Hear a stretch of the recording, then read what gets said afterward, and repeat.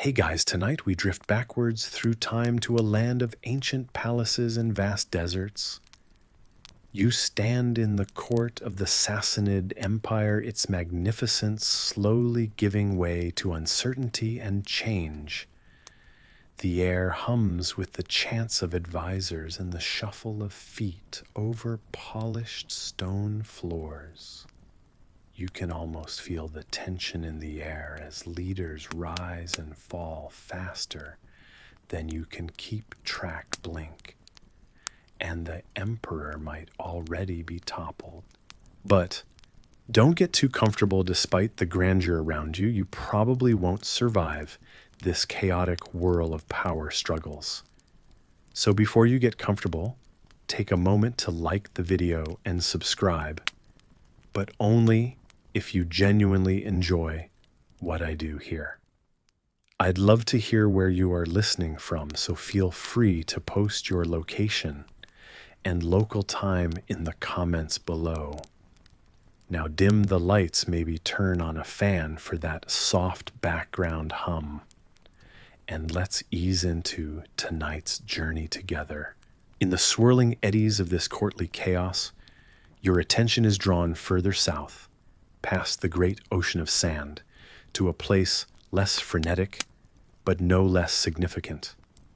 In Arabia, under the vast starlit sky, something profound is happening. Its winds speak of a new message, one that carries not on the swords of conquerors, but on the gentle, persuasive breath of spoken word. It's hard to fathom as you wander through bustling markets and quiet candlelit gatherings where whispers travel faster than caravans. Historians still debate whether anyone in palaces or humble homes truly foresaw the full impact of this emerging faith. Perhaps you can imagine yourself sitting on a woven mat, listening as a man known as Muhammad speaks with clarity and kindness.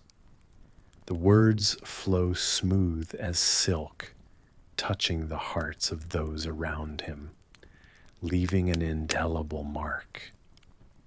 This is no ordinary event, but a spark catching the winds, destined to spread across a vast terrain. Unsurprisingly, the news of this new faith travels quickly, traversing mountain ranges and desert expanses. It's a world where the word travels on the lips of traders, each telling their own tale of this man from Mecca. And while the Sassanid court remains embroiled in its courtly games, a quiet revolution simmers elsewhere. Your heart races as you too feel the duality of this moment, the steady rhythm of old empires, drumming in one ear and in the other, a burgeoning echo from Arabia, a paradox of quietude and upheaval.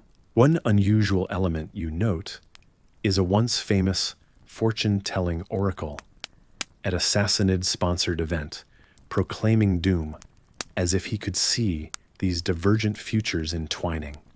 It's a solemn reminder of how empires often concerned with tangible might overlook the intangible power of ideas. As you let this possibility sink in, the world of the Sassanids feels different, fragile somehow. Here lies an empire with majestic halls and a profound legacy, yet its seams appear to fray with each uneasy transition of power.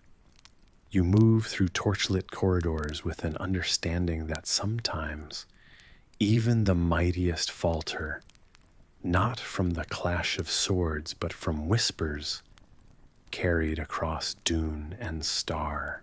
Imagine for a moment, as you lie back against the soft pillows, the quiet hum of the fan lulling you to a calm state. The warm breeze of a desert night wraps around you. You find yourself in a time, long before the world we know, an ancient age of Arabia, before the arrival of Islam. A land not yet marked by greatness, yet teeming with whispers of what was to come. You wander through bustling markets in a place called Makkah, where traders from every corner have gathered. Their voices brim with tales of faraway lands. The air is spiced with the aroma of myrrh and frankincense drifting from busy stalls. It's a place where the ordinary and extraordinary mingle under the vast starlit sky, a sky where legends are born and tales spun. In these ancient caravans, you hear the rhythm of life set by poets. Their words are inked into the fabric of the people, capturing everyday adventures and wild imagination. These poets often sit surrounded by eager listeners, their voices weaving tales of bravery, beauty, and sometimes mischief, as imagination paints colorful images that dance in the flickering firelight. You stroll among their stories, each one leaving a trace, much like a gentle brushstroke across a canvas of endless sand dunes. It's easy to lose yourself in these tales. Just don't wander too far. Remember, even if this journey doesn't demand survival skills, a little caution wouldn't hurt. Feels like an epic, doesn't it? Don't forget to enjoy the storytelling.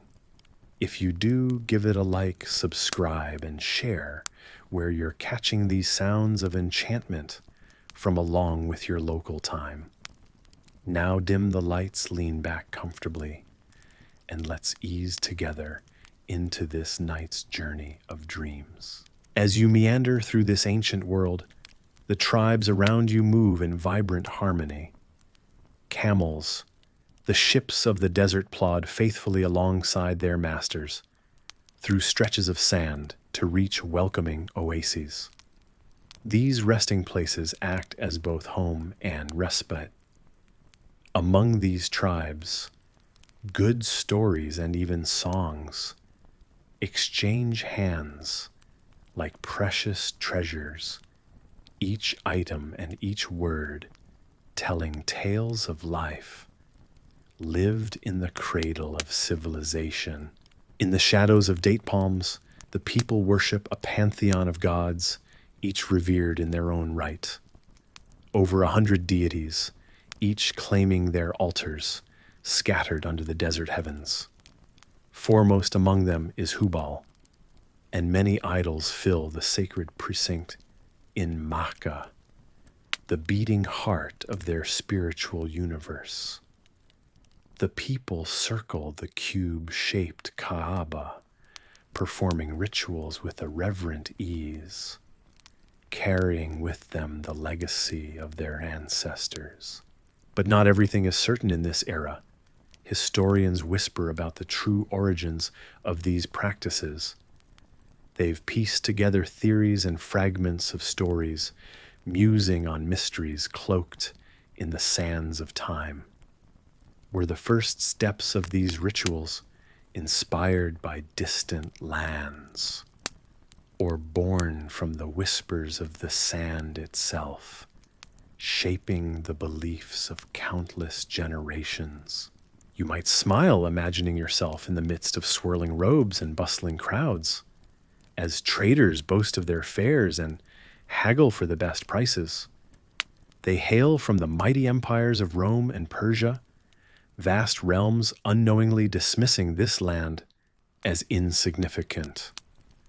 But here each exchange and every spoken word move steadily like the undercurrents of a deep sea, changing all who encounter them. Yet, behind the seemingly ordinary affairs of everyday life, a subtle tension thrums a hint of what's to come. Something profound stirs beneath the surface, waiting to transform the soul of Arabia and beyond, even as the mighty empires remain oblivious.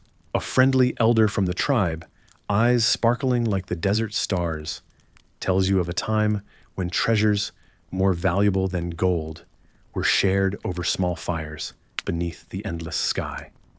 Stories, he says, are our true wealth, the lifeblood of a land once thought of as a backwater. Little does anyone realize that soon enough these sands would bear witness to changes that would echo across continents and time. You find comfort in the rhythm of his tale, the narrative braiding through the fabric of history. It's an intoxicating melody, a lullaby, from a time steeped with poets and merchants, each word and action leaving indelible traces in the tapestry of the world. As sleep begins its gentle embrace, you hold on to this rich story, aware that in the calm desert night, the best tales are those which envelop you like a favorite blanket, promising dreams as ancient and deep as the desert itself. With every breath, the spirit of this time fills you, weaving its ancient yet still pulsing heartbeat into your own. Through this lens, you glimpse the world not as it is, but as it was, a land poised on the brink of legend, cradled between the past and the horizon, yet untouched by the sunrise of a new era. Let the rhythmic sway of the camels lead you to rest, the desert cradle rocking you gently to sleep, carrying you into dreams free of the constraints of time. In the rolling hills of our minds, where ancient tales drift in and out, like the soft breezes of a calm night, you find yourself in the bustling city of Makkah. The air is thick with the whispers of a message, a simple, steadfast call to acknowledge one God, lead a life grounded in morals, and to show unwavering compassion. You walk these cobbled streets alongside the Prophet Muhammad, who gathers a small group around him. Their numbers might be few, but their hearts, oh, they overflow with a belief as deep as the ocean and as steady as the stars. You feel the shifting sands of time carrying you along as tensions rise in Makkah. The old ways are challenged, and not everyone is ready to listen. Where kindness and clarity seek to take root, resistance grows. You sense the urgency in the prophet's voice, a gentle but firm insistence on unity and understanding. Soon this little band of believers finds the city turning its back on them. With a heavy heart but unwavering resolve, you journey with Muhammad and his followers, leaving the familiar embrace of Makkah under a stretching sky that seems to offer both sympathy and challenge. You travel north to the sprawling oasis of Medina, where new hopes and friendships await. This move is not just a retreat, it's the dawn of a new chapter, where a message transforms into a movement. Historians still debate whether it was the welcoming murmurs of palm leaves or the kind hearts of Medina's inhabitants that truly embraced these weary travelers. Either way, you feel the promise of a fresh start, humming through you like a soothing lullaby. This city becomes a sanctuary breathing life into their mission and offering new avenues to explore and grow. As you wander through Medina, observing the camaraderie and commitment, an unusual detail catches your attention. Did you know that upon arrival, the first thing they did was build a mosque using the very earth they stood on? It symbolizes their dedication to their faith and community. You see their purpose materializing brick by brick, a testament to unity and perseverance. Islam, once a whisper among the sand-scattered alleys of Makkah, now rises strong and resilient, like the desert sun peeking over distant dunes. The movement grows here among the laughter of children, the prayers of the faithful, and the shared meals that often extend into poetic tales under starlit nights. As you observe, you realize this transformation is more than just the spread of words. It's a living, breathing change in how life is perceived and lived. Yet as you stroll through these moments, a nagging uncertainty follows. You hear echoes of scholarly voices pondering whether this shift was as smooth as it seems. They question the role of alliances and the complex social dynamics that played out in Medina. You, however, feel the importance of this place and time, regardless of nuance, because you witness the spark of a community not just surviving but thriving on shared values and mutual respect. As day turns to night, embracing the land with a blanket of serenity, you feel the gentle pull of history weaving its threads through time and space. Here in Medina, you rest with the knowledge that what was once a simple message has ignited into a movement. A new home has been established for compassion, morality, and the unwavering worship of one God. The soothing rhythm of this journey lulls you deeper into the heart of history, where stories and reality blend seamlessly into the warmth of a bedtime tale. As the sun sets over the warm desert sands, the world seems to quiet down, inviting you into a time long past. You find yourself walking down a path of history, stepping into the role of someone who saw these events unfold. After the significant and mournful passing of Muhammad, the community looked towards a man who was already known for his wisdom and leadership, Abu Bakr. You navigate through bustling markets and vibrant tent communities, where talk is rife with uncertainty and anticipation. There's an anxiety that clings to the air as tribes from every direction converge, each unsure of the other's intentions. You soon realize that unifying these diverse and often fractious tribes is a task many thought more challenging than taming the desert winds. Abu Bakr steps forward as the first caliph, chosen not just for his closeness to Muhammad, but also for his calm assurance and unyielding resolve. He quickly understands that the survival of this fragile unity hinges not on conquest, but on his ability to persuade and promise. So you embark on an extraordinary journey with him, seeking peace within the storm of change. The Ridda Wars unfold in front of you, not grand campaigns of expansion, but desperate efforts to hold the crumbling unity together. The tribes that once pledged allegiance begin to splinter, pulling away now that Muhammad is gone. These conflicts, which historians still debate on whether they were driven more by loyalty tests or political maneuvering, reflect the fragility of the newfound community. You feel the pressure as Abu Bakr does in holding this fledgling society together by the sheer strength of shared belief and fate. As you navigate these tumultuous times by Abu Bakr's side, you find an uncanny strength in his words that inspires confidence among the wavering tribes. His calls for unity, amid whispers of rebellion, minister to a people yearning for stability.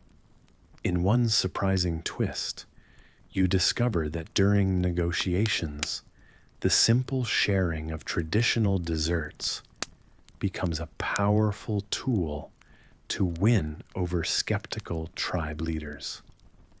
It's these little human touches that somehow make the difference. With gradual victories against these internal strifes, you're part of a larger story that sees the Arabian Peninsula finally calm its tribes, united under the banner of a common purpose. And it's from this newfound stability that a subtle shift occurs. The collective gaze of the Caliphate turns outward beyond the boundaries of the desert. In the stillness of the night under a canopy of stars, you sense the next chapter dawning as the Caliphate considers its neighbors, particularly the Sassanid Empire, a once mighty power, now showing signs of weakness. It's a time of great tension and uncertainty as you ponder the possibilities and the paths that will unfold. While the future remains undecided and historians today still wrangle over whether the movement was driven by expansion or opportunity, you sense the resolve that fills the air is palpable, like the first breath of a long-held wind, ready to blow across new lands.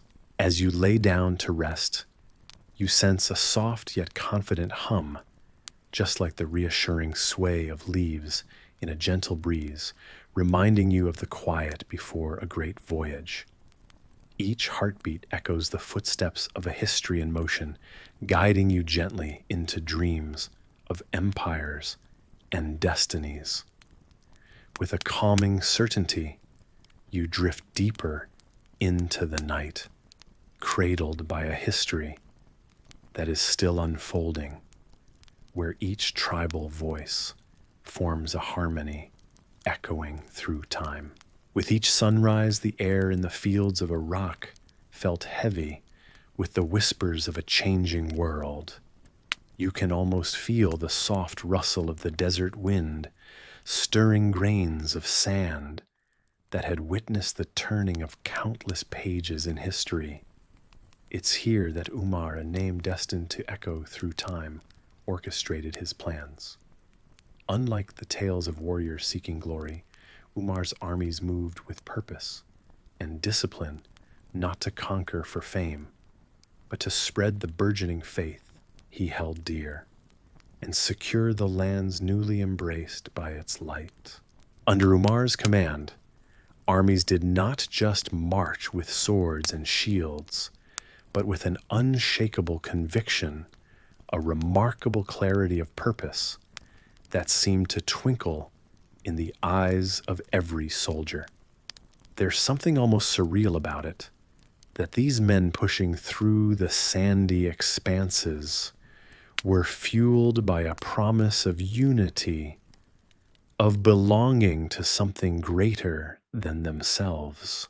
One might think these ventures eastward were simply another chapter in a long saga of battles and blood, but intriguingly, they were as much about intellectual confrontations as they were about physical ones.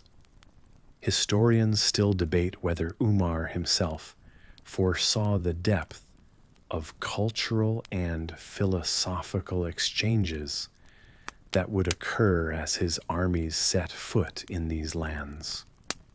In the dusty fields where tents were pitched, ideas were exchanged just as frequently as provisions. It's said, perhaps with a touch of legend, that beneath the warm Iraqi sky, soldiers and local scholars might have shared conversations late into quiet nights, conversations about stars, faith, and the vast mysteries of the world. This mix of knowledge and curiosity brewed a unique symphony of learning that resonated beyond immediate victories and maps, shaded with new territories. Among this, a rather unusual detail captures the imagination, that Umar, despite the fierce portrayal of him in many tales, was known to have a tender respect for the local customs of the lands he ventured into. There are anecdotes of how he instructed his commanders to protect not just the people, but the spirit of the lands they passed by, which it's said he aimed to conquer hearts as resolutely as borders. As the legend unfolds, you're drawn into these scenes meandering through the encampments under a lazy crescent moon. You too become part of the narrative feeling. The sand's cool texture beneath your feet, the distant echoes of a caravan stretching toward the unknown, the murmur of ongoing discussions blending into the gentle nighttime breeze. In the tranquility of storytelling, this picture becomes clearer how this chapter laid keystones for connections between civilizations, prompting an exchange of ideas that would eventually ripple through history, just like a pebble thrown into a still pond creates ever-widening circles. The armies moved, the lands changed hands, but something intangible shifted as well. Thoughts, beliefs, philosophies that would color the pages of history for generations to come. The lilt of history here is not in strife or spoils, but in the dawn of understanding of doors slightly ajar, showing glimpses of a horizon, uncharted promising realms, of shared wisdom, and new beginnings. In the calm night under stars that witnessed epochs before you, you feel the continuity of purpose, of lives touched by these events. And in your softly fading consciousness, you gently ride the waves of history, lulled by tales, both old and eternally new. Turmoil brewed within the vast lands of the Sassanid Empire, stretching like a sprawling quilt of history and culture under the moonlit sky. You wander along the ancient paths, feeling the whisper of the desert winds on your cheek. The air carries a peculiar energy, a mix of despair and resolved strength, lingering like the scent of faint jasmine in an old regal garden. Yazdegerd III, a youthful figure, sits with the weight of a patched-up crown upon his head. His was a delicate descent to power, turbulent and premature like the inevitable call of morning to a starry night. The throne of the Sassanids, grand as it seemed, was more a throne of sand than stone. You feel this acutely as you stand among the silent gazes and exhausted sighs of the nobles around him, their weariness like an invisible fog sprawling through the palaces. You listen to the stories in the marble halls, stories of 10 kings who rose and stumbled in a mere decade. It all seems like a surreal game, each king a mere pawn, swept away by the invisible hands of chaos, while the empire they led crumbled bit by imperceptible bit. The nobles' eyes, lined with the shadows of past opulence, echo the weariness of lived and relived battles, exhausted alliances and treaties signed in desperation rather than true peace. Historians still debate whether these rapid changes in leadership were pure ambition, or if perhaps destiny had set a peculiar jest upon the land. Like old soldiers, the exhausted nobles stand there wondering if the glory of the old empire was just a fleeting illusion. To imagine them sitting in silk-draped rooms, sipping wine and engaging in diplomatic dialogues seems almost fanciful when you now see their worn leather boots and hard-etched lines.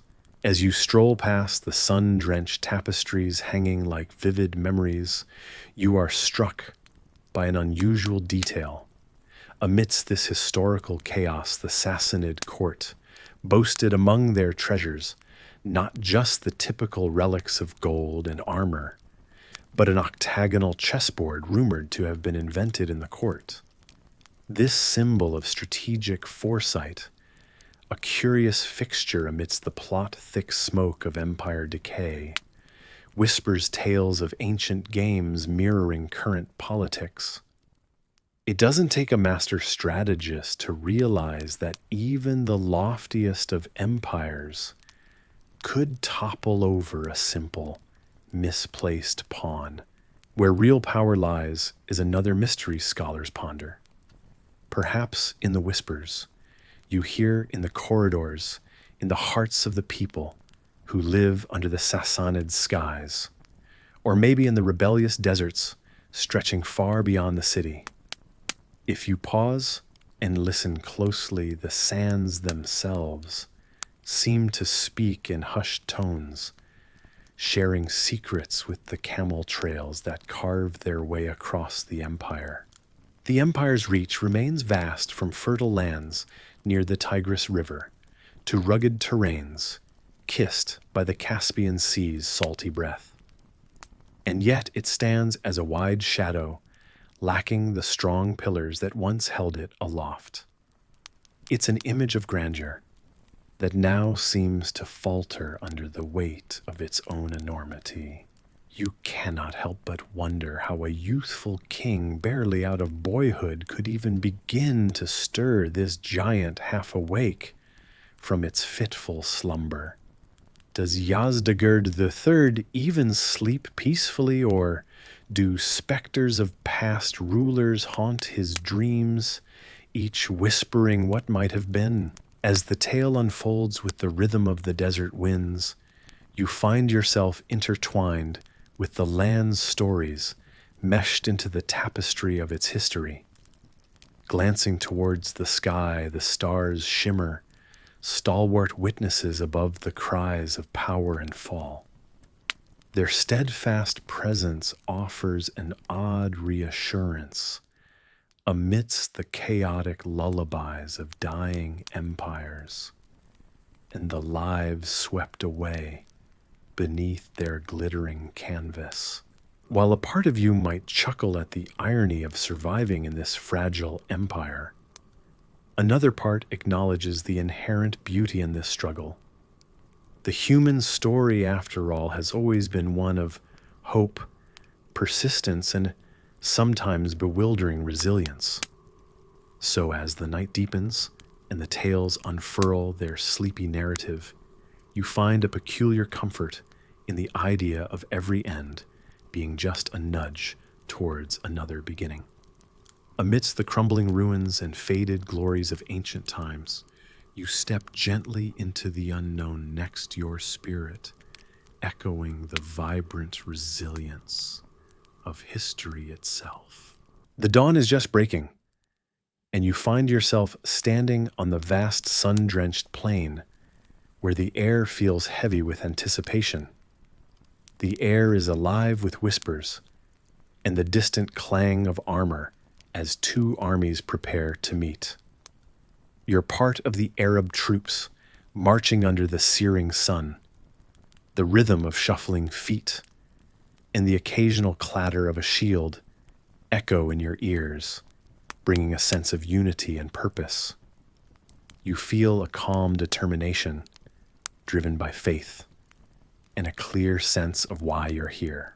The horizon is a shimmering line, and across it lies the Persian forces. They glitter in the morning light, their armor heavy and elaborate, almost painting them as metallic giants. But there's a nervous energy about them, an indecisive doubt that seems at odds with their formidable appearance. Once proud and conquering, the Persian Empire now appears fragmented, each soldier weighed down, not just by the physical burden of their armor, but by something less tangible, something like doubt or confusion. The battle begins not with a thunderous charge, but with a slow, deliberate engagement.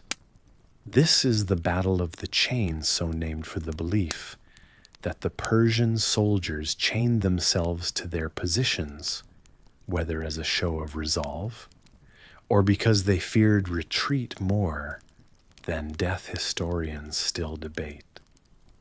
While you advance, the ground beneath you firm and steady, the Persians seem awkward, their movements hindered by the clinking chains. Imagine the desert breeze carrying the saltiness of nearby ocean waters, perhaps bringing a taste of cool relief. But such thoughts are fleeting as a calamitous clash echoes across the battlefield. No single stroke decides the day. The struggle is more about endurance and spirit. You notice something remarkably unusual, almost story-like. The shimmering illusion caused by the heat gives the impression of mirages dancing between battle lines, gaps filled with spools of chain appearing like serpents slithering across the battlefield. Despite the Persian armor and impressive displays, it's clear through their eyes, through the cracks in their identity, that not all believe in the cause for which they fight. This odd uncertainty stands out starkly against the resolute faith of your fellow Arab soldiers. It's a curious thing to witness the tide of battle swaying not purely from force or strategy, but from something as insubstantial and essential as belief. The day wears on, shadows lengthening, as the sun blazes a slow arc over the battlefield. The clang of swords and the primal shouts morph into a rhythm, a cacophony that becomes almost hypnotic. The Persian shields, once a glinting wall, now seem more like a barrier against their own insecurities. And here you are, part of an evolving tale, witnessing history unfold in a way that textbooks might struggle to capture: the tactile reality of sand, sun, steel, and spirit. Eventually, the fighting draws to a standstill, the combatants withdrawing under the weight of exhaustion, uncertainty, and the amber rays of a setting sun. It wasn't a victory marked in bold letters, but rather a whispered realization of disparity, a script of inevitability written along the battle's fissure. The name river begins to linger, suggestive of fluid borders and unpredictable currents, much like the confrontation you just experienced. And as the night folds over, the desert cooling the weary ground, you reflect on how ephemeral such moments are, how history, with all its noise, carries a quiet depth, often missed by those who don't walk its fields. A gentle breeze stirs the air once more, a comforting reminder of the serenity that follows chaos. And you realize that here is where stories grand and small are born, where the past seeks to whisper its secrets to anyone willing to listen. In the swirling sands of the ancient battlefield at Qadisiyyah, you find yourself part of a history that unfolds with the steady rhythm of horses' hooves and the distant echo of warriors' cries. As the sun rises on the first day, you feel the air humming with anticipation, your heart beating in time with the pulse of the earth beneath your feet. All around, soldiers ready themselves for a confrontation that will echo through the ages. The glittering armor of the Sassanid Persians reflects the morning light, creating a dazzling array that stretches as far as your eye can see. You probably won't survive this, but isn't that the thrill of living history? The battle begins, a dance of chaos and valor. The Persian cavalry charges their horses, thundering across the desert plain with a strength that seems as if it could shake the very sky. In contrast, the Arab forces stand resilient, their eyes sharp, adapting quickly to the rapid movements of their enemy. Years of desert survival have taught them flexibility. Here on the battlefield, it's their greatest weapon. Over the course of the 4 days, you witness the tides of conflict ebb and flow. On the second day, a rare gust of wind carries the scent of turmoil, a mix of sweat and determination. The Persians, led by the formidable general Rostam, fight with a fierce determination that is nothing short of admirable. But even heroes have their limits, and as the battle drags on, their lines begin to waver under the relentless pressure from the nimble Arab archers, who seem to appear and disappear like mirages in the heat, always keeping the larger Persian forces guessing. Historians still debate whether it was the resilience of the Arab forces or perhaps a fatal misstep on the part of the Sassanids that tipped the scales. Whispers of a powerful sandstorm on the third day speak of fate lending a hand, momentarily disorienting the Persians and giving their opponents an edge. You can almost feel the grainy wind tugging at your clothes, blurring your vision just enough to understand the confusion that might have swept through Rostam's ranks. It's on the fourth day that you truly sense a pivotal moment, the palpable tension in the air, like the stillness before a storm. The Arab forces, using a clever mix of tactics, manage to break through enemy lines with a final decisive push. Among them is a surprising ally camels, harnessed in unprecedented ways, maneuver deftly causing disarray among the heavily armored enemy. This unlikely twist of fate leads to the demise of General Rostam, marking the fall of not just a man but an era. With Rostam's death, you feel the heavy shudder rippling through the Persian ranks, sowing despair and signaling the collapse of their defense. And so, as dusk sets in, casting long shadows over the spent warriors, you find yourself in the midst of a significant turning point, a battle whose repercussions will stretch far beyond this sandy plain. It's a story much like life, full of unexpected turns and folds, yet to be revealed. For now the soldiers around you rest under the starlit sky, the weight of history heavy in the air, yet with an odd sense of peace in the collective exhale. As you close your eyes, those stars begin to twinkle with a soft, calming glow, gently ushering you into dreams filled with echoes of battles past and futures not yet written. The image of Ctesiphon, once the crown jewel of empires, lingering silently in the warm evening air, seems more like a mirage than reality. You wander past marble columns that rise into the dusky sky, their grandeur untouched by defenders. Yes, the grand city has fallen, not with a roar, but with a whisper, almost as if it lost its will before the first sounds of siege reached it. As you traverse the quiet streets, you notice how eerily undisturbed the palaces stand. Their treasures, intricate tapestries, and golden artifacts shimmer softly in the moonlight, waiting for an audience that never arrives. It's as if the city is holding its breath, waiting for someone, a guard, an emperor, to claim these relics of a forgotten glory. But no one comes.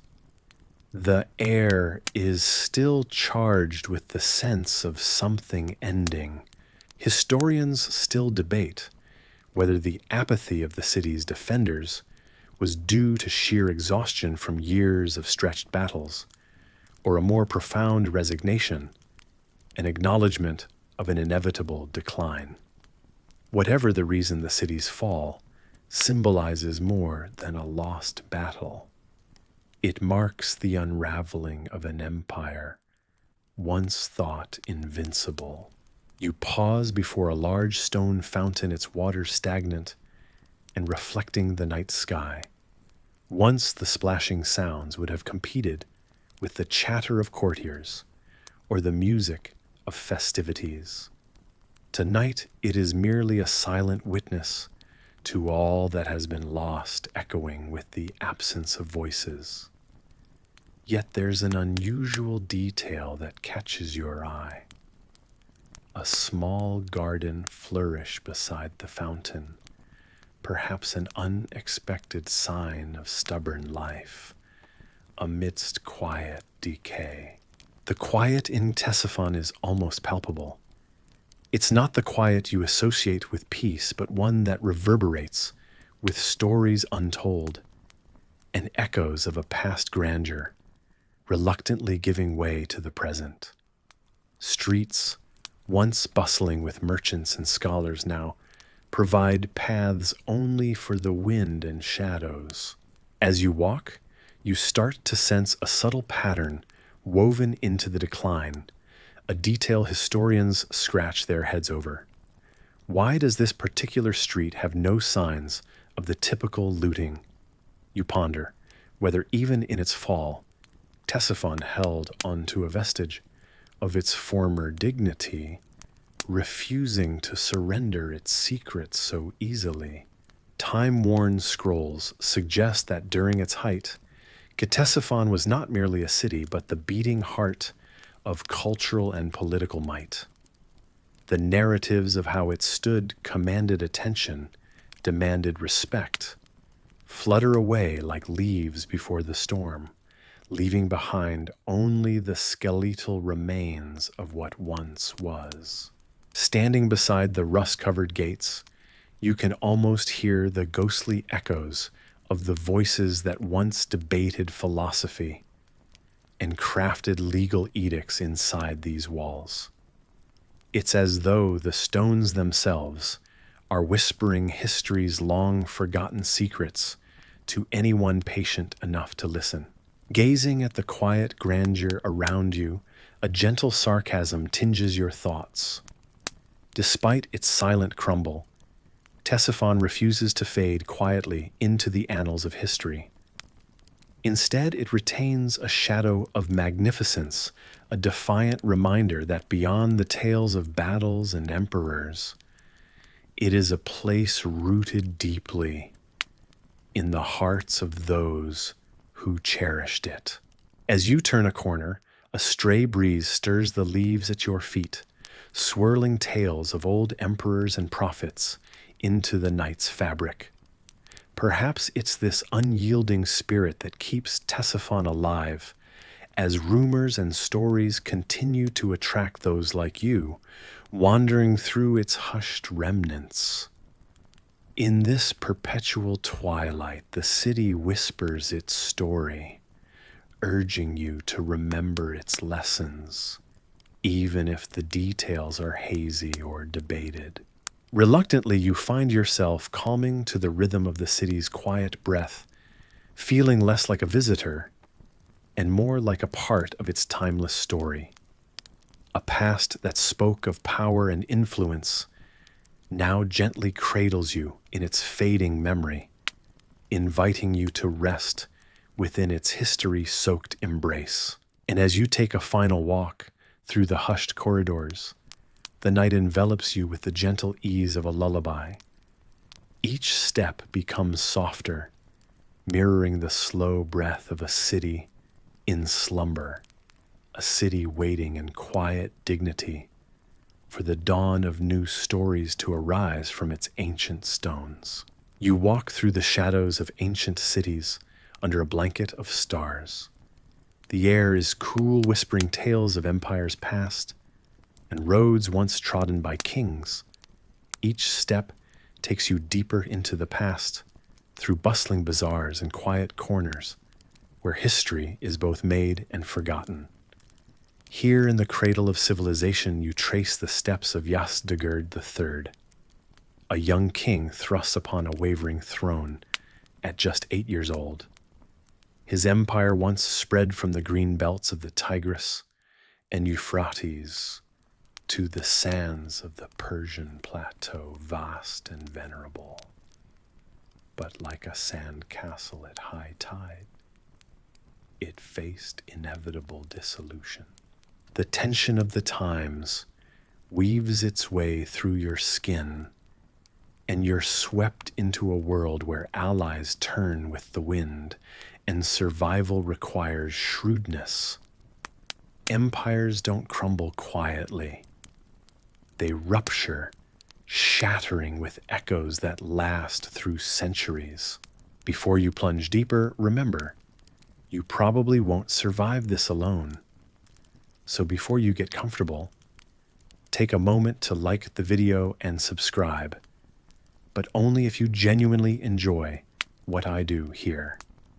Feel free to share where you are viewing from and what time your journey begins. Now dim the lights, maybe turn on a fan for that soft background hum, and let's ease into tonight's journey together. Yazdegerd fled from one city to another, an exile in his own kingdom, shadowed not by knights nor enemies, but by his own diminishing safety net. His empire, once a bulwark of Persian culture, now buckled under the relentless pressure of the Arab conquests. The thrones he traversed sidled precariously close to the abyss of oblivion. You ponder Yazdegerd's plight, imagining the provincial lords who first offered their asylum only to close their gates shortly after. No refuge was lasting. The once mighty walls of Ctesiphon had given way, spurring a labyrinthine flight through the provinces that were more fingers of an outstretched hand than protective territories. Historians still debate whether his decisions were born of youthful folly or innate desperation. Whispers of betrayal followed him like a second shadow, each city providing minor reprieves, flames of hope swiftly extinguished. Yet amid the chaos, a resilience lingered within Yazdegerd, a desire to reclaim a fragmented legacy, even as uncertainty gnawed at the edges of his fate. Finally, your journey leads you to Merv, a town cradled by the desert's embrace, its streets painted with the muted hues of Persian sands. Here Yazdegerd sought sanctuary for the last time. Surprising, perhaps, is the lack of warriors or soldiers in his final hours. No glorious battle faded into memory, just the quiet betrayal of those within his thinning circle. His demise was unceremonious, slain not by the sword, but by treachery, the currency in which survival was often traded. It's striking to consider how 4 centuries of Sasanian imperial rule culminated in such a poignant finale. As writers ink the final lines of his story, they leave room for questions to linger, the exact nuances of his end remaining a tapestry woven with threads of both fact and legend. You stand in the quiet aftermath, the world still a historical silence, echoing the end of an era. Yazdegerd's death marked more than the fall of a ruler. It was a bridge to a new epoch, ushering the dawn of Islamic influence that would reshape the tapestry of the region from its core to its borders. The shadows of the night stretch longer now, the tale dimming like embers at dawn. Each thought turns softer, like the embrace of a warm quilt.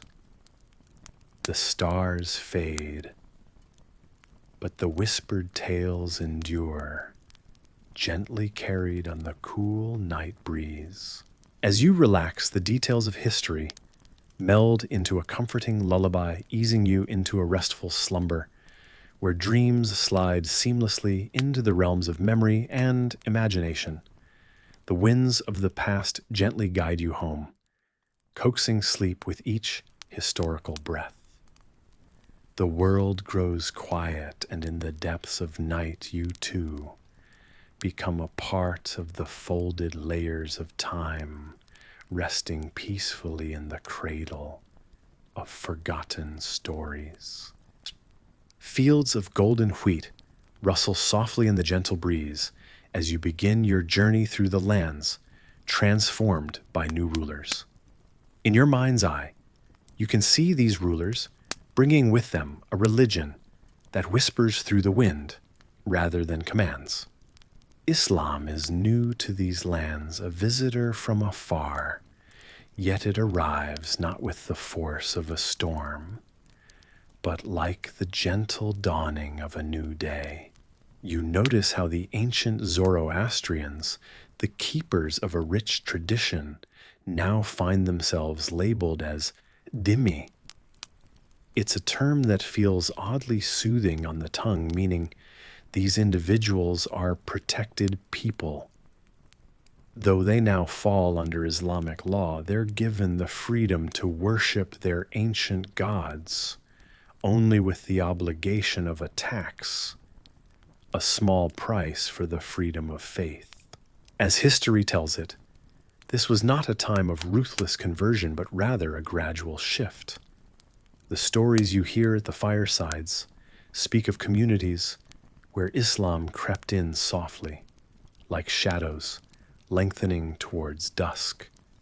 Families would gather around, their eyes bright, as old tales were blended with new beliefs. Conversion occurred more by conversation than by force, as people began to see merit in the words of this faith, one neighbor at a time. Interestingly, you learn that historians still debate whether this pace was strategic or simply the organic way beliefs spread among those seeking answers in changing times. Was it the allure of unity? Some argue it was the words whispered in busy marketplaces where strangers became friends over a shared story that led to a curious allure, drawing people in gently. Picture yourself standing amidst a crowd engrossed in dialogue. The tales exchanged here thrive more on persuasion than on edict, a notion captivating in its simplicity. It's the stories of the Prophet Muhammad, recited with a melody that lingers, that kindle a light curiosity more so than the looming presence of newly established rulers. Perhaps you're reminded of a friend's story, or maybe it's your own of that time you tried tofu and liked it, despite skepticism. Change It appears is often best served with a side of engaging narrative. The sun sets, painting the sky in hues of apricot and lavender, as a wise elder recounts how the faithful prayed alongside those still holding on to older ways. Such an embrace of diversity, rare, amidst sweeping conquests, stands out. The faith spread not as a torrent, but as a gentle stream carving its path through the bedrock of tradition, pooled in wisdom both new and old. As you stroll through the bazaar under the soft lantern light, you hear of unexpected alliances blossoming between scholars exchanging ideas, wise men sitting in well-worn circles, eagerly debating whose god made the beast flatbreads. Here perhaps lies the surprising detail. It's not the imposition of belief, but the sharing of ideas that reshapes this world. The moon rises, casting its silver net over the land.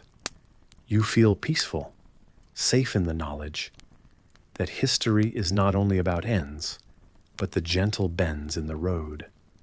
Those who lived it clung to their hopes and dreams cradled in stories, told by the fireside, the quiet power of which you still witness today in those gentle winds that echo with the past whispering secrets to any who dare to dream and listen.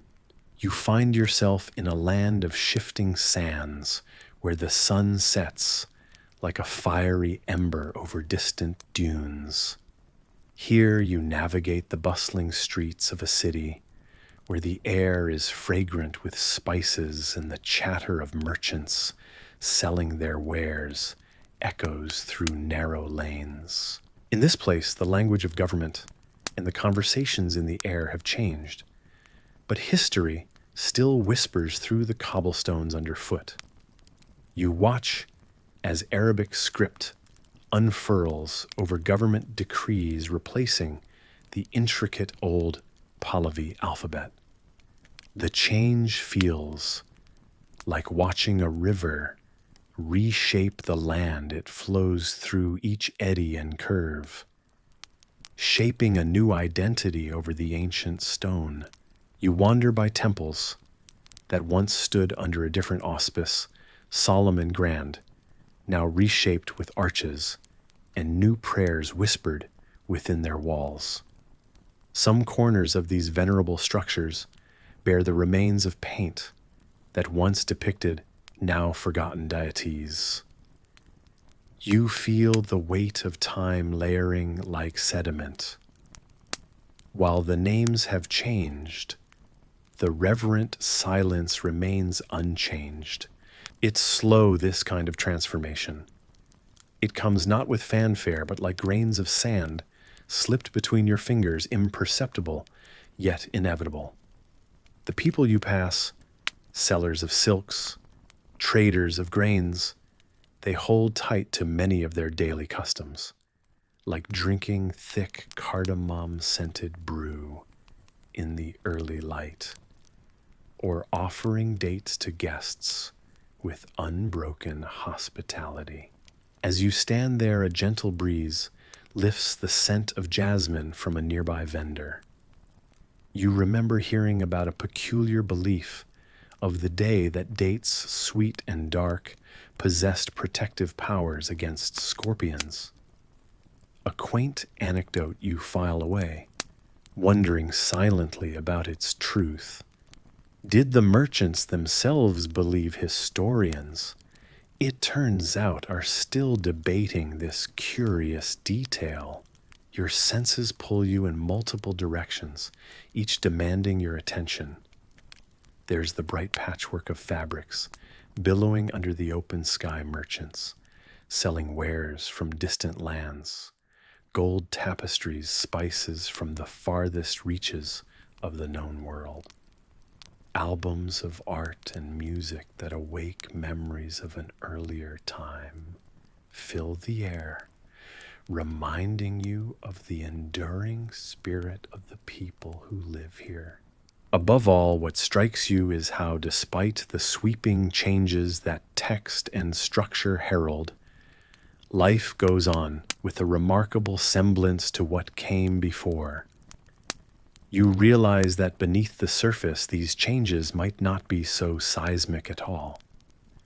Like a slow bloom, they unravel in delicate layers, transforming not with abandon, but through gentle endurance.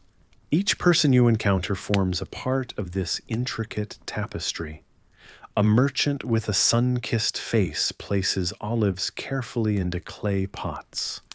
His hands are deft, practiced over countless mornings in this very square. You learn from him, whether soaked in chatter of business or silent mutual understanding. Your path leads you to shaded gardens, where elders sit in a circle, sharing stories older than the scripts now taking root. Their laughter dances easily, yet when the topic shifts to how life used to be structured, it becomes heavy like the evening air. Here is where you notice the continuity. the stories woven into the essence of a place, persisting across years and rulers. Not far away, a young child runs, playing a game seemingly unchanged for generations. A wooden hoop, a stick, the universal joy of play. You pause smiling at this scene, humbled by the realization that some things never change, even though the language of rule has shifted skies. The sound of laughter remains brighter than the changeless sun. You wander further past homes that wear the new influence, like a light shawl draped over ancient shoulders. They're adorned with the latest woodwork and the suspended lamps, and yet inside, you can imagine families sitting around, sharing their meals in much the same way they always have.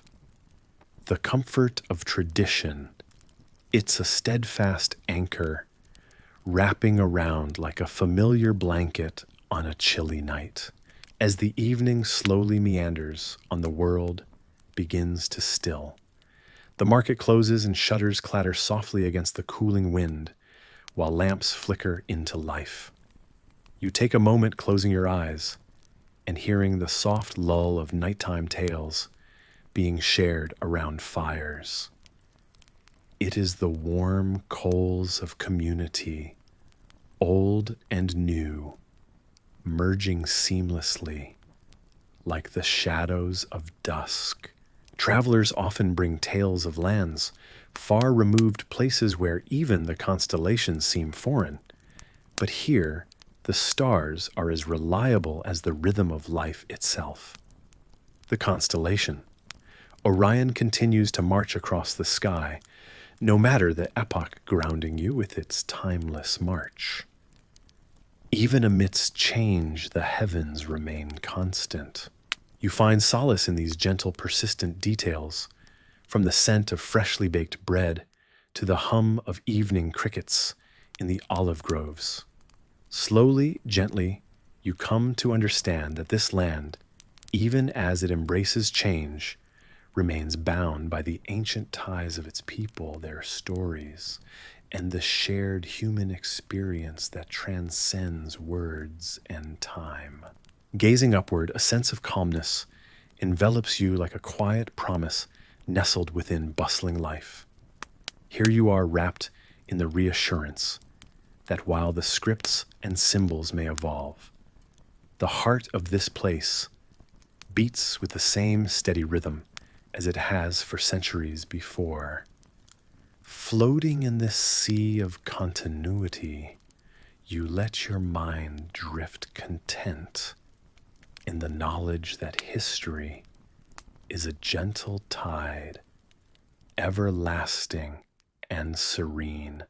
So close your eyes now, let your thoughts wander and weave into the fabric of this tale. Let the night's gentle embrace guide you into dreamless sleep, safely cradled within the ageless story of change and constancy of identity, rediscovered layer by patient layer over the passing tides of time. You find yourself in a bustling city of sand-colored buildings, winding roads, and the harmonious call to prayer echoing through the air. The atmosphere is steeped in an intoxicating blend of ancient cultures, each moment brimming with stories of transformation and adaptation. You can almost feel the turning of the pages as history unfurls around you. The scene continues as you notice the faces of people bustling through the streets, some wearing the traditional garb of past Persian scholars. Robes that signify not just wisdom, but a blending of worlds. As it happens, many Persians have embraced the new influential faith of Islam, yet their roots rest firmly in the cradle of Persian tradition. They are not lost to time. Rather, they become guiding lights in this era of synthesis. Imagine there on the corner, a converted Persian advisor, whispering his thoughts into the ear of a caliph. His counsel is steeped in the philosophies of Zoroaster and the ancient wisdom of his homeland, providing perspectives that expand the horizons of the Islamic rulers. Historians often wonder if the rapid absorption of Persian intellectual traditions was due to deliberate strategy or organic fusion. Whatever the reason, the impact was undeniable. Moving further along this narrative path, you find scholars seated under shaded alcoves, unraveling the mysteries of the universe on vast scrolls. They blend Persian knowledge with Islamic thought-crafting paradigms of science and philosophy that will resound through the centuries. Imagine, if you will, how astrology evolved. You may not know that Persian scholars played a significant role in shaping this very field. Their interpretations of the stars were rich with tales that journeyed alongside celestial bodies, painting a portrait of the cosmos that feels almost tangible.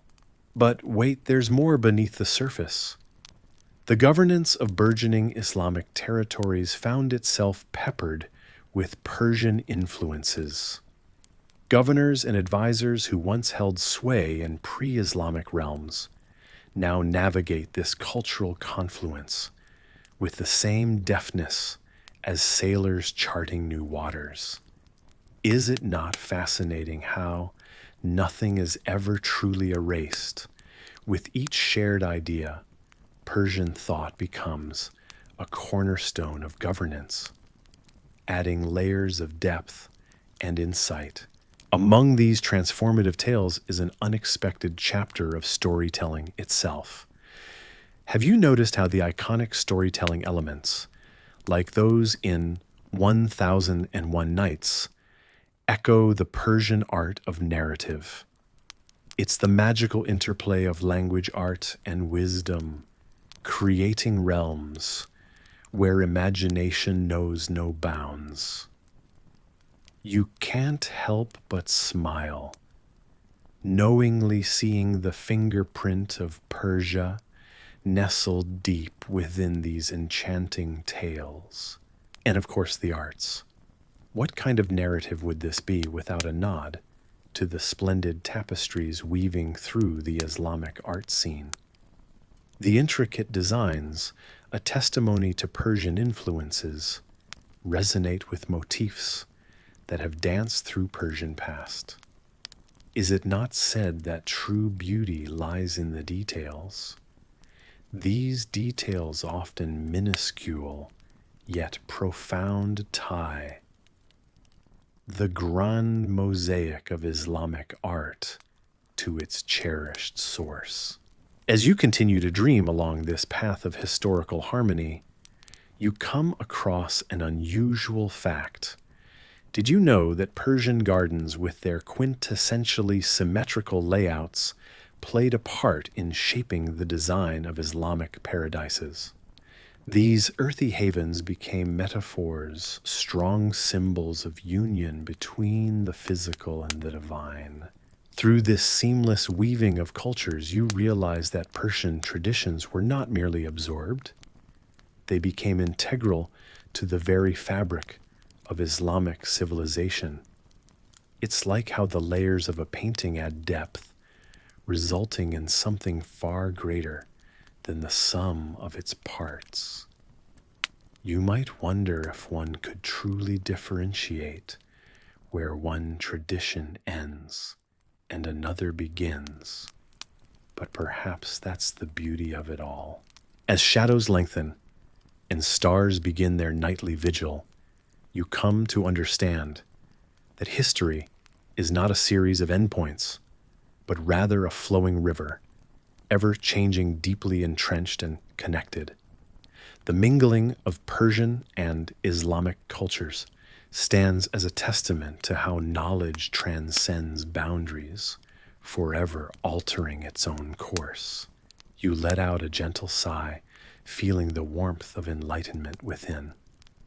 The stories of yesterday softly cradle you into a sense of peace, a timeless reminder of how all our histories, just like tonight's tale, intertwine to form an endless journey, ever moving, ever becoming. The once vibrant halls of Zoroastrian temples are quiet now. The echoes of ancient prayers faded into the walls themselves. You wander through the shadows of these majestic structures, their grandeur undiminished by the passage of time. Where once fires burned tirelessly, a flickering flame for each day, some hearths now sit cold and dark. Temples that had weathered the sands of time have now been emptied, their faithful scattered like the embers of a dying fire. Imagine standing before a fire temple, the stone steps cool beneath your bare feet. The vast doorway frames a view of a sprawling valley below fields that seem to dance in the warm breeze. Centuries of tradition have woven themselves into the very fabric of this place, a testament to the resilience of its people. Even as the courts of foreign rulers sought to snuff out this burning faith, the rituals endured, enacted with silent determination in hidden corners and remote villages. Historians still debate whether it was sheer defiance or deep devotion that kept the flame alive. Perhaps it was both. In outlying hamlets, you imagine the scene where villagers gather in secrecy, their faces aglow in the light of a carefully guarded fire. Parents whisper stories of the prophet Zoroaster to their children, just as their parents did before them.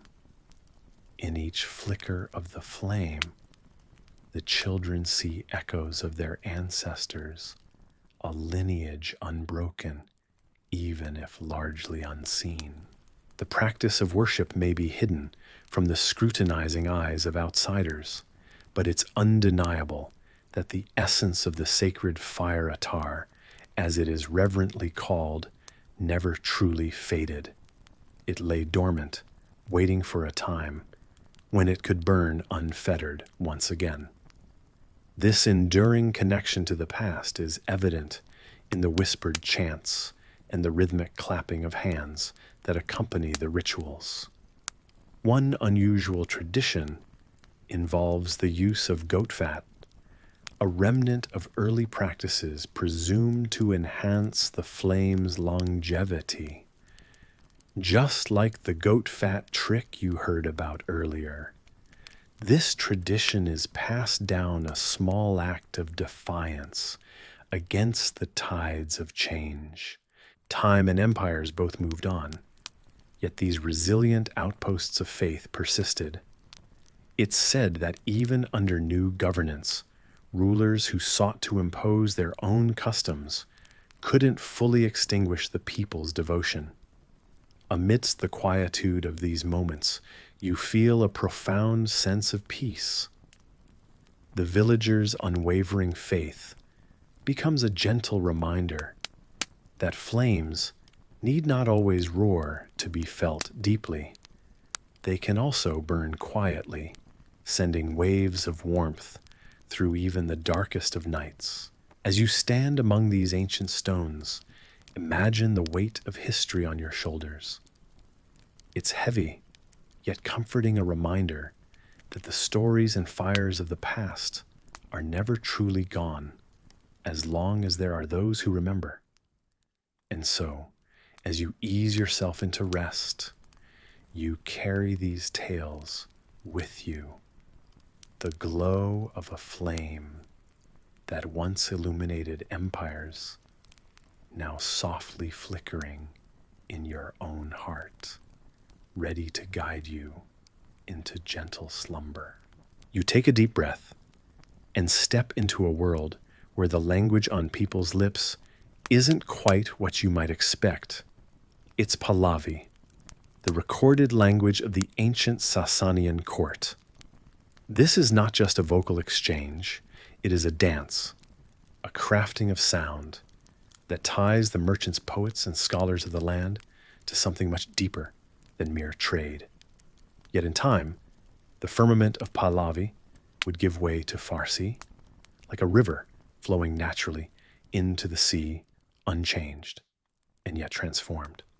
The waves of conquest and culture washed the language in the hues of Arabic colorful phrases, mingling seamlessly, infusing the old speech with new life and vocabulary.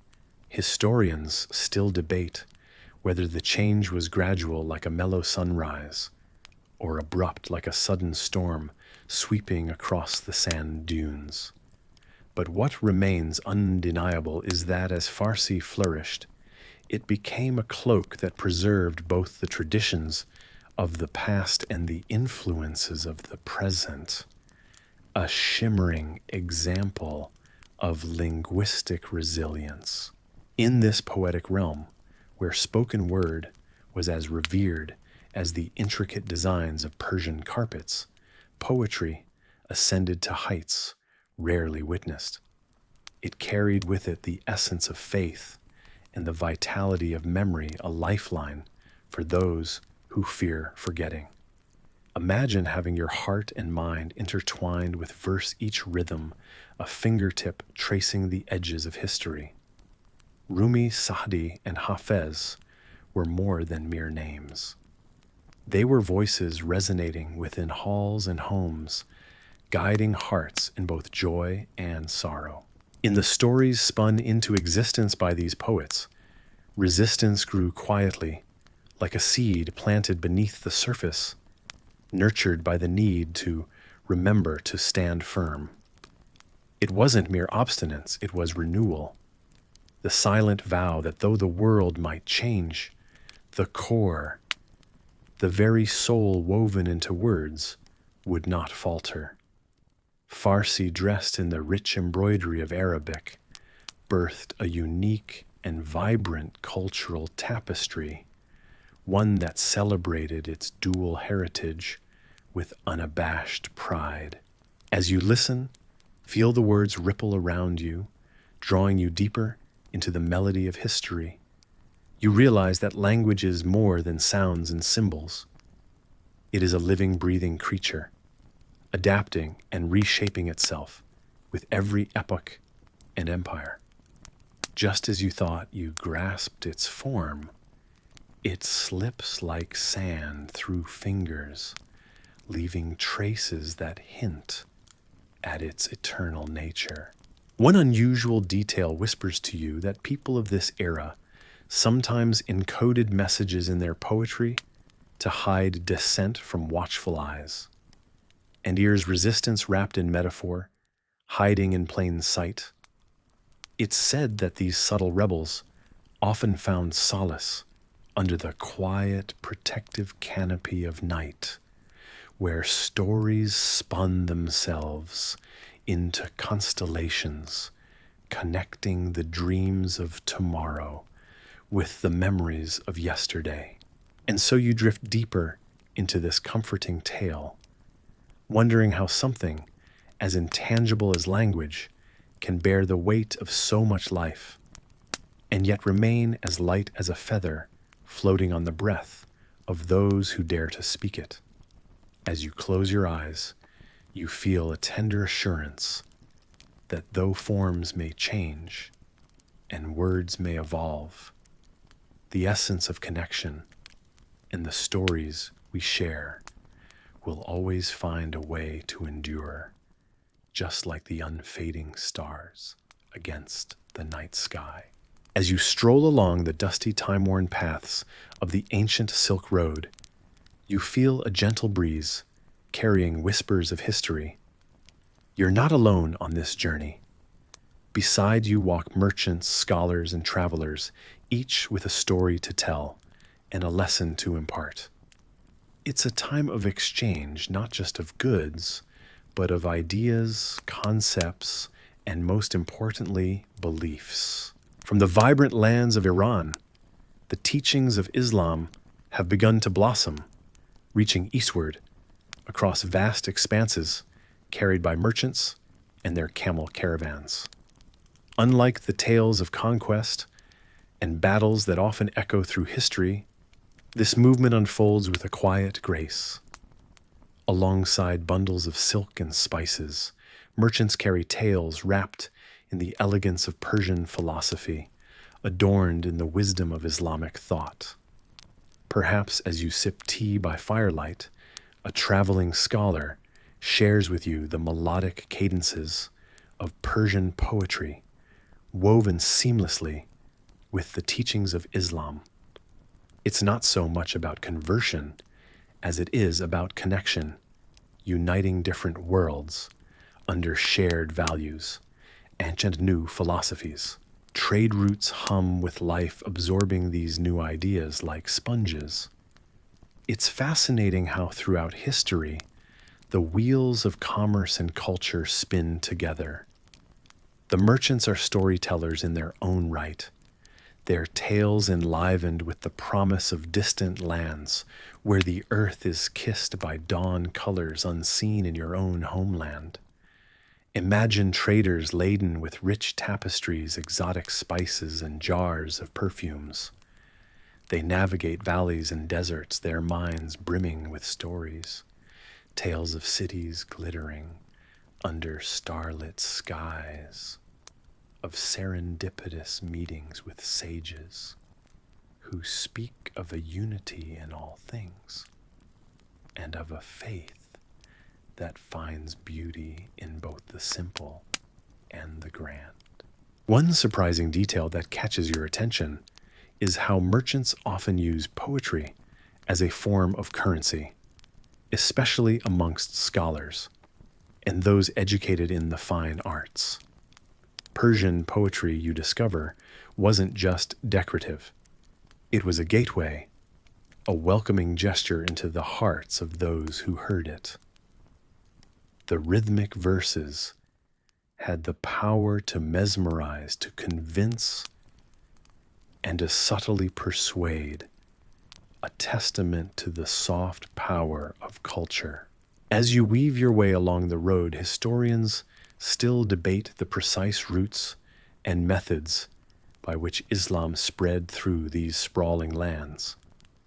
Was it the allure of the dazzling cities along the Silk Road, like Samarkand and Bukhara, with their swirling bazaars and towering minarets, that drew people to entertain new ideas? Or was it the soothing nature of the teachings themselves, promising balance and an order to the universe? Under the watchful gaze of the stars, the sounds of commerce lull you like a distant lullaby, hooves striking the dirt, rhythmic murmurs in unfamiliar tongues, and the soft clinking of goods. There's comfort in the shared purpose, surrounded by those who journey not just for wealth, but for wisdom. You pause to watch a dusky caravanserai come to life as dusk settles in. Under its arched ceilings, the travelers gather. They're surrounded by flickering lanterns. You marvel at the exchange, a delicate dance of bartering where language barely leaves the lips before understanding flashes in the eyes. It is the richness of worlds colliding not in crash and clash, but like notes harmonizing in a symphony. These shared stories across the Silk Road become the bridges between diverse communities, each with its unique customs and traditions. The gentle murmur of evening prayers mingles with the evening breezes, a reminder that faith doesn't need to trample to travel. Instead, it rides alongside dreams, curiosities, and the humble acknowledgement of life's shared mysteries.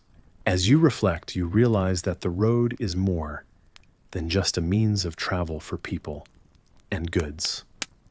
It's a channel of human endeavor, and shared discovery an artery that pumped the lifeblood of connectivity and cultural understanding between far-flung corners of the world. Listening to the low hum of conversation fading into the night, you feel the peace that comes from knowing that through these exchanges, humanity has found ways to grow closer, even if miles apart.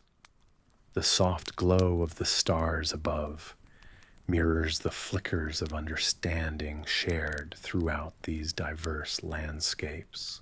Tomorrow promises new road companions and yet more stories, like the everlasting horizon that stretches ahead, unknown and familiar all at once. You nestle into the warmth of your travel cloak, comforted by the gentle promise of shared tomorrows. And perhaps a new beginning waits just beyond the dawn. Time drifts as you find yourself immersed in the tales of the renowned Persian poet Ferdowsi, centuries after the clatter of swords and the stir of great conquests faded into legend. In this quiet, introspective chapter of history, you become a witness to how words can form an impenetrable shield against oblivion more durable than any walled fortress.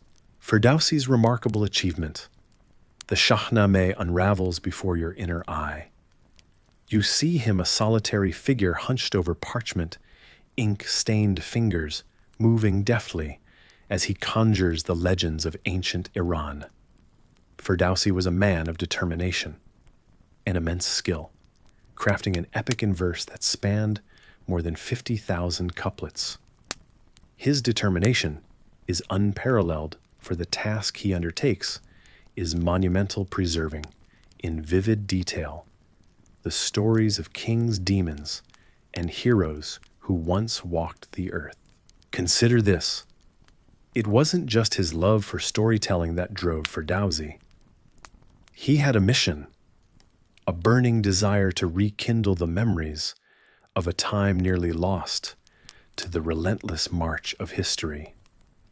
Surprisingly, at the height of exhaustion and in moments of doubt, he'd slip in a little sarcasm, maybe calling himself sturdier than the oldest of these kings.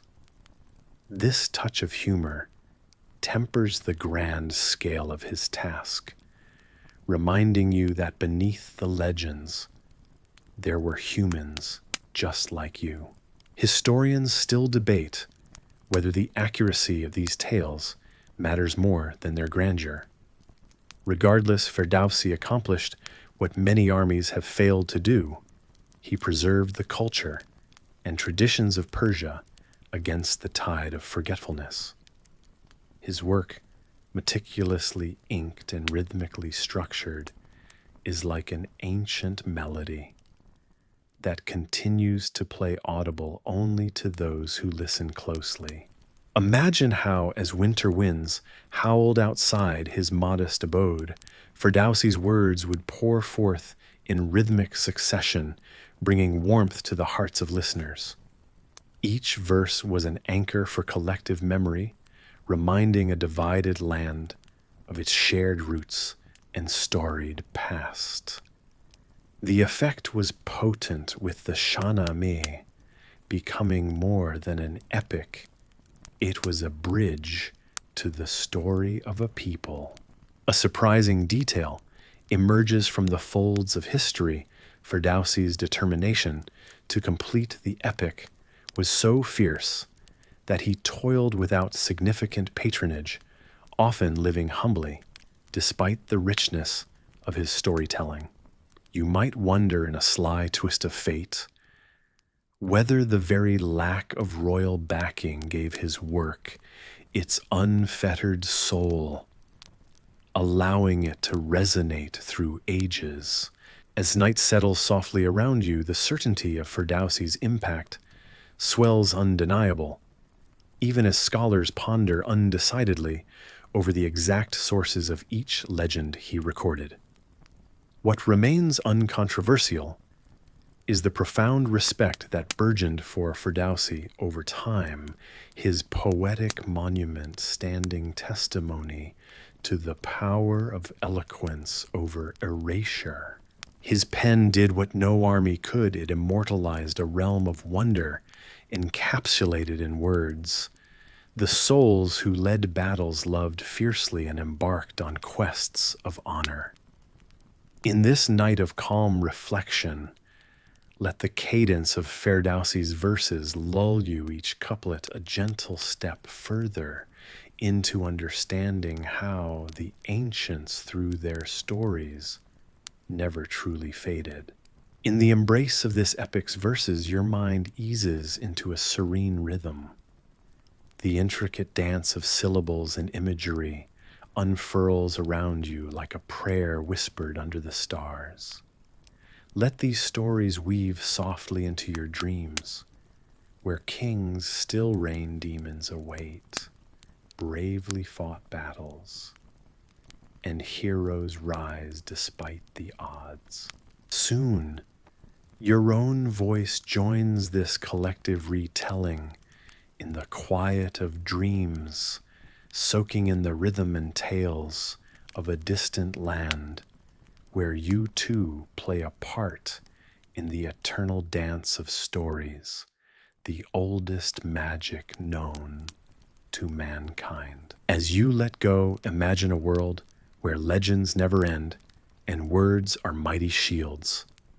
Here, where the echoes of Ferdowsi's tales continue, drift off gently, letting the stories of old time guide you into rest, assuring you that some battles like the ones fought with ink and verse never need to end.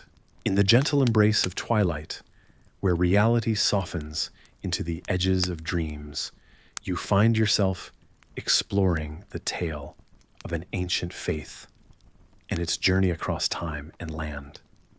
The story begins long ago, when the fire of Zoroastrianism illuminated the hearts of its followers, guiding them like ancient beacons under the sprawling sky. But as you glide closer to their tale, you sense the shadows of history casting longer and deeper. The Zoroastrians, once thriving under the vast Persian Empire, faced turbulent waters as history often demands. The faith with fire as its symbol and the sacred Avesta as its scripture saw its people confronted by waves of conquest and change. Some followers chose the path of the winds, fleeing persecution to find new homes. This journey carried them to the lime-kissed coastlines of India, where they became the Parsi community, merging their traditions with the land, yet deftly preserving their identity. The Parsi cherish their fire temples, maintaining sacred flames that burned as a testament to their enduring spirit, much like the embers still warm beneath ashes waiting to glow. You see them in your mind's eye, stepping off ships with threads of the past weaved into their garments. Their hearts are filled with stories and hopes. Upon Indian soil, they settle, adapt, and grow roots. With their new neighbors, they share tales of Asha, the divine order which echoes with the rustling of India's ancient trees. Amongst the spices and vibrant tapestry of Indian life, the Parsis contribute with mutual respect and wisdom. Known for philanthropy, they build schools, hospitals, and contribute to the growing, bustling city life. You can almost taste their signature dishes, a sweet blend of Persian origins and Indian influence, filled with spices and love. It's said that you cannot truly understand a Parsi without enjoying a meal with them. Their food is a celebration and bridge to build communities. But not all Zoroastrians chose to leave Iran. Others sought refuge in its forgotten corners, where time moves at a gentler pace. Like a whispered legend, their presence remains in small towns and remote villages living quietly yet proudly. They keep the old ways alive, sages of forgotten paths, their prayers rising like gentle smoke into the clear night sky. In these hidden pockets, the faith continues to flicker, guiding those who remember through storms of change. And as your exploration unfolds, a question teases the back of your mind. Historians still debate whether the Parsis first offered sugar, not salt, when negotiating their new settlements in India. Were they wise traders even then, sweetening their new beginnings with symbolic, savvy gestures? Truth and myth blend as you imagine their adept understanding of symbolism, possibly turning their journey into more than mere survival. A successful reinvention, a testament to the adaptability of spirit. Your journey through this tapestry of history is rich, woven with threads of culture, identity perseverance, and quiet strength. The Zoroastrian's journey resonates with anyone who's ever left home, eyes on the horizon and hearts full of stories, hoping to create new paths while preserving old songs. You see that faith, no matter how diminished, doesn't extinguish easily. It waits silently, glowing beneath layers of history, waiting for the chance for the right breath to ignite once again. As you reflect on their enduring legacy, you feel a gentle curiosity about the embers of your own story, waiting to be rediscovered in quiet moments of contemplation. And in this soft, thoughtful space, your thoughts begin to drift quietly into the night, soothing and reassuring, like the gentle lullabies sung to those weary travelers in distant pasts. As you listen to the rhythm of your breathing, your own essence intertwined with countless journeys before. Let the story of the Zoroastrians wrap around you like a warm cloak, a gentle reminder of resilience and hope that dances timelessly through history. You find yourself standing at the vibrant crossroads of history, where Persia, with its magnificent cultural tapestry, slowly transformed under the conquest of Islamic forces. The air hums with the whispers of ancient scholars and builders, each contributing to a legacy that would not be swallowed by time or foreign rule. Iran, with its heart and soul still entirely Persian, offers you a journey beyond just conquests and dynasties. It's an invitation to explore how one civilization infused its essence into another, changing it forever. Imagine walking through a bustling bazaar, under an azure sky, the sun casting playful shadows on brilliantly colored tiles that shimmer with exquisite patterns. Architectural wonders like this are the very pulse of Iran, where every curve tells a story. Your gaze rises along towering minarets, which, despite the Arab influence in their religious function, are visibly stamped with Persian artistry. It's a marriage of form and function that speaks to the ingenuity of a people who refuse to let their identity be eclipsed. As you continue, you weave through a tapestry of customs. Iranians embraced Islam, but their traditions, like the celebration of Nowruz, the Persian New Year, echo the deep roots that tether them to an ancient past. It's a holiday rich with symbolism and joy, where the rebirth of nature is an apt metaphor for the nation's resilient spirit.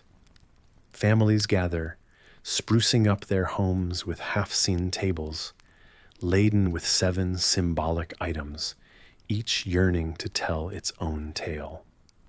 And if you find yourself curious, about the significance of these items, you're not alone.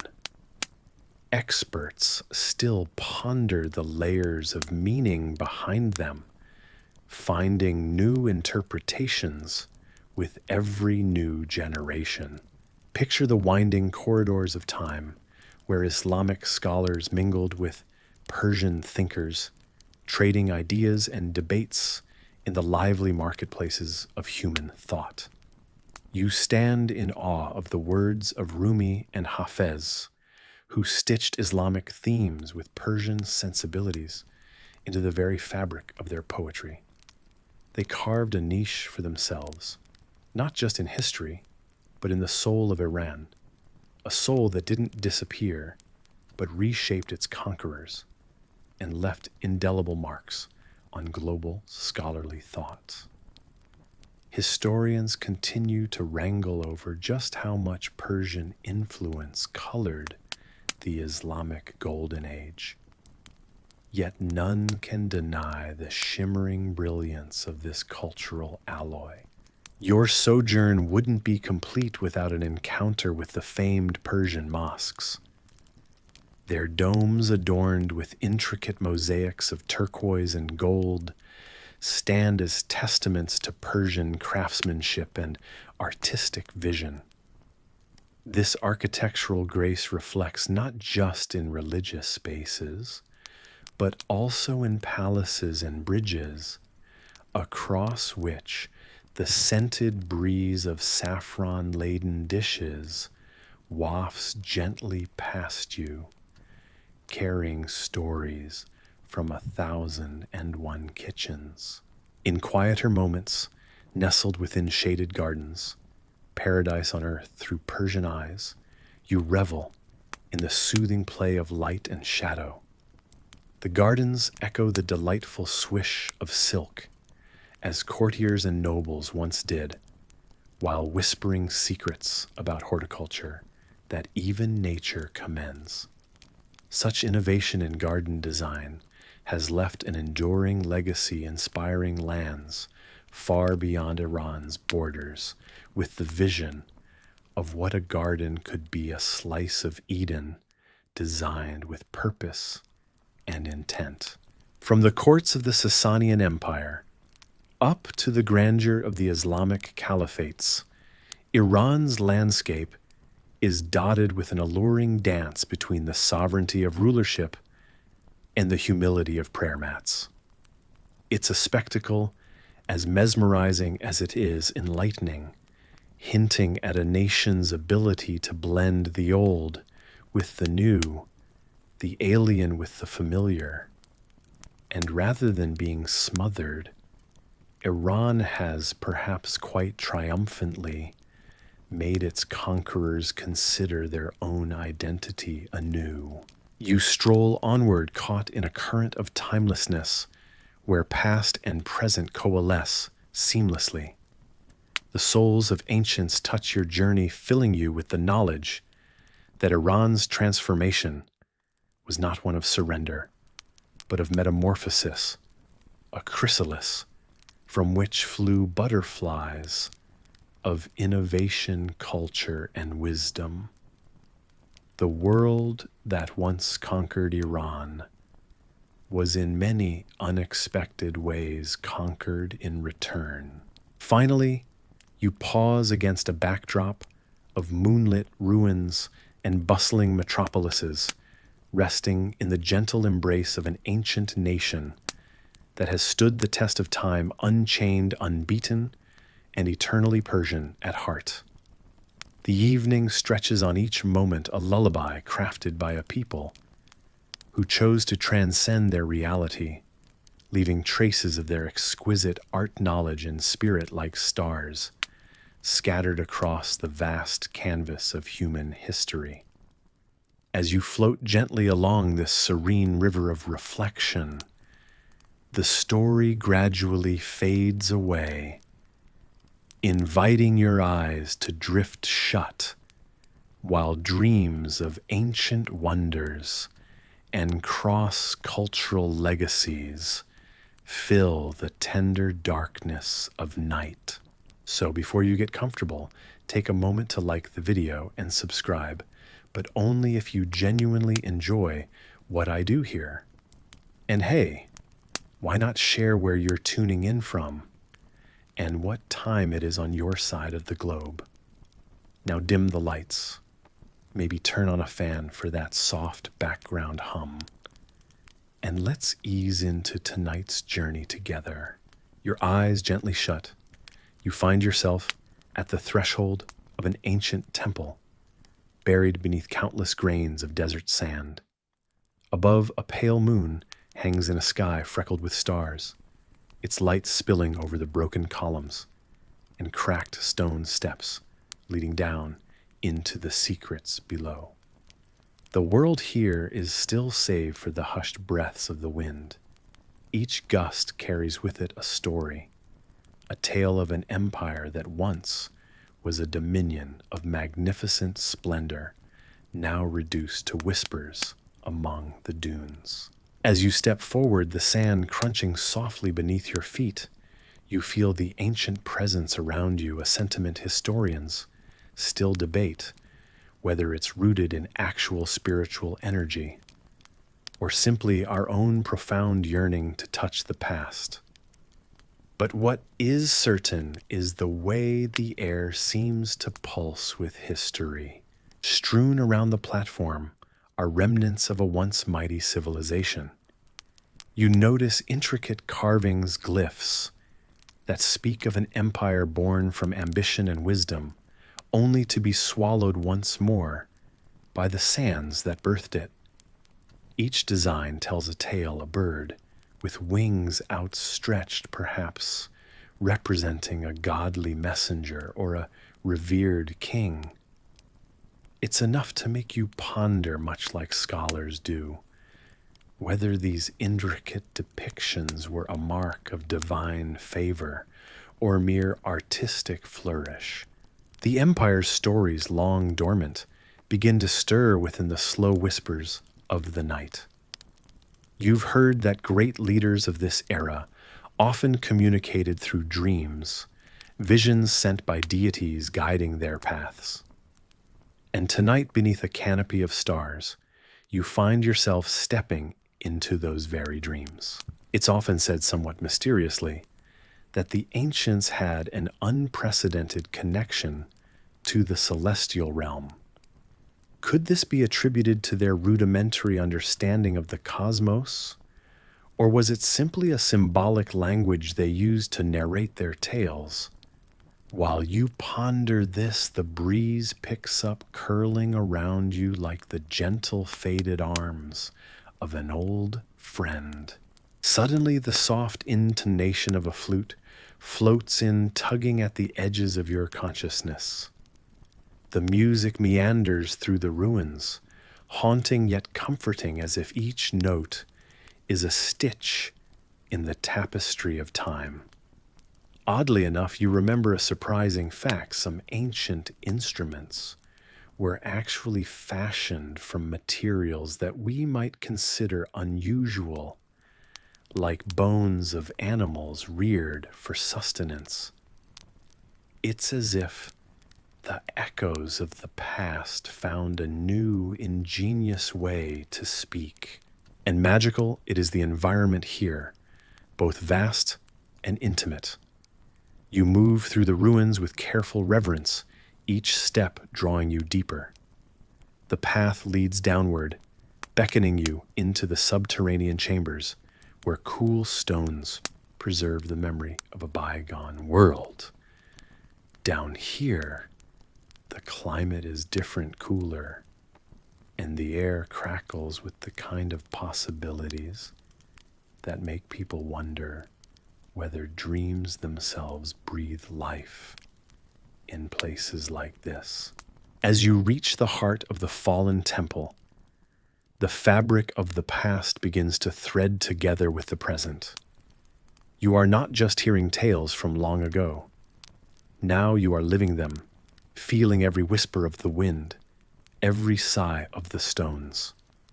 And in this enchanted silence, the once slumbering empire awakens, if only for a heartbreakingly brief moment in the realm of dreams. You ease further into this world where the shadows offer more than just the absence of light. They cradle the songs of ancient tongues and the quiet laughter of empresses who once ruled these halls. As the night deepens, you are assured and reminded in this tranquil place that every whisper is not just an echo, but a bond between then and now, reality and dream. The sands may reclaim the stories come the dawn, but for this night perhaps they'll let you keep a memory or two. In the gentle caress of the desert winds, the empire sings to you low and mournful, yet simultaneously full of life.